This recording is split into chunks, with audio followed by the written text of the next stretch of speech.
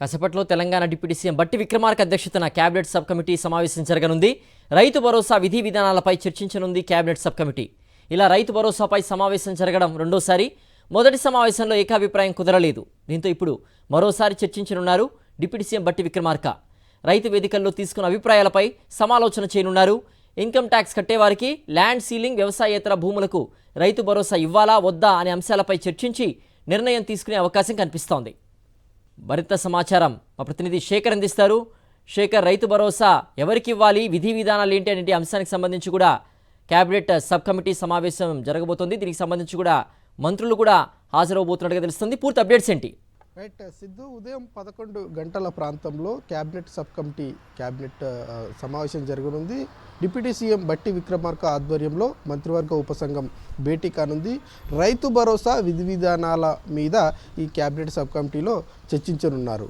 గతంలో ఒకసారి మీటింగ్ జరిగింది. ఆ మీటింగ్లో ఒక్కొక్క మంత్రి ఒక్కో అభిప్రాయాన్ని వ్యక్తం చేయడంతో ఏకాభిప్రాయం కుదరలేదు. దాంతో రెండోసారి మళ్ళీ భేటీ కావాలని నిర్ణయం తీసుకున్నారు. ఈ నెల 4వ తేదీన క్యాబినెట్ భేటీ ఉన్నటువంటి నేపథ్యంలో ఆలోపే ఈ రైతు భరోసా విధి విధానాల మీద సబ్ కమిటీ నివేదిక తయారు చేసి క్యాబినెట్లో పెట్టేటువంటి అవకాశం ఉందని చెప్పుకోవాలి. ఈరోజు జరగబోయేటువంటి సమావేశం చాలా కీలకమైనటువంటి సమావేశం అని చెప్పుకోవాలి. మొన్న జరిగినటువంటి సమావేశంలో ఐటీ కట్టేటువంటి వాళ్ళకి రైతు భరోసా ఇవ్వాలా లేదా అన్నటువంటి అంశం మీద ఒక్కో మంత్రి ఒక్కో అభిప్రాయాన్ని వ్యక్తం చేసినట్లు తెలుస్తూ ఉంది.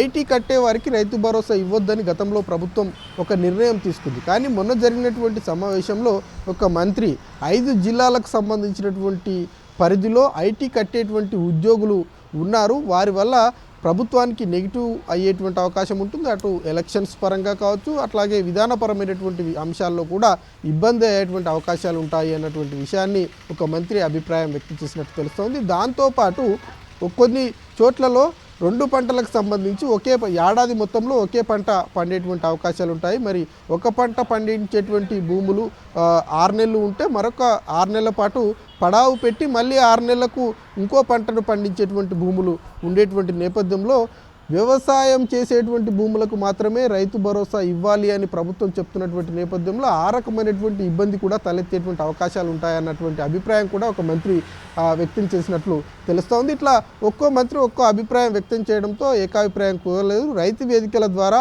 తీసుకున్నటువంటి అభిప్రాయ సేకరణ మీద నివేదికలు తయారు చేసి ఈరోజు జరగబోయేటువంటి భేటీలో నిర్ణయం తీసుకునేటువంటి అవకాశం ఉంది. అట్లాగే ల్యాండ్ సీలింగ్ కూడా పెడుతున్నారు అన్నటువంటి చర్చ చాలా ఎక్కువగా జరుగుతున్నటువంటి నేపథ్యంలో వ్యవసాయం చేసేటువంటి ప్రతి భూమికి రైతు భరోసా అందిస్తాము, అది కూడా ఈ సంక్రాంతి లోపే అందిస్తాము అన్నటువంటి అంశాన్ని ప్రభుత్వం చాలా కరాఖండిగా చెప్తున్నటువంటి నేపథ్యంలో ల్యాండ్ సీలింగ్ ఎంత పెట్టాలి, అట్లాగే ఎవరెవరికి రైతు భరోసా ఇవ్వాలి, గతంలో గుట్టలకు పుట్టలకు రియల్ ఎస్టేట్కి సంబంధించినటువంటి భూములకు కూడా ఇచ్చారు అన్నటువంటి విమర్శలు ఈ గత ప్రభుత్వం మీద చేసింది. కాబట్టి అప్పటికి ఇప్పటికీ ఉన్నటువంటి నిబంధనలు ఏంటి, అప్పుడున్నటువంటి ల్యాండ్కు ఎంత మేరకు నిధులు ఖర్చయ్యాయి, ఎంత భూమికి ఇచ్చారు, ఇప్పుడు ఎంత మేరకు నిధులు అవసరం ఉన్నాయి, ఎంత మేరకు ఇవ్వాలి అన్నటువంటి విషయాలన్నింటి మీద సుదీర్ఘమైనటువంటి చర్చ జరిగేటువంటి అవకాశాలు ఉన్నాయి.